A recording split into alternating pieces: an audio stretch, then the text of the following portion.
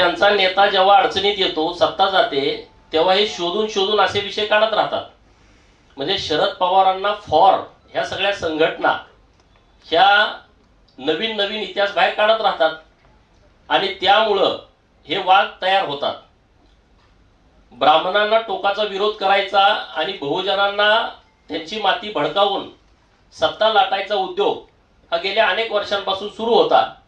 तो 2014लाही लोकांनी ओळखला, 2019लाही ओळखला होता आणि 24ला पण त्यांना सडेतोड उत्तर दिलेलं आहे. आता मला काय वाटतं या सगळ्या विषयावरती, हे जे सगळे इतिहासकार पवारांना फॉर जे राजकारण करण्यासाठी इतिहास नवीन नवीन लिहित आहेत आणि त्यातून रोज वाद तयार होत आहेत, तर माझी विनंती अशी आहे शरद पवारांना, त्यांच्याकडे आता फावला वेळ आहे, त्यांचा पक्ष आता सगळा अजित पवारांकडे त्यांनी दिलेला आहे. तर या फावल्या वेळामध्ये त्यांनी स्वतः 2 वर्ष बसून त्यांना पाहिजे तसा इतिहास स्वतः लिहावा.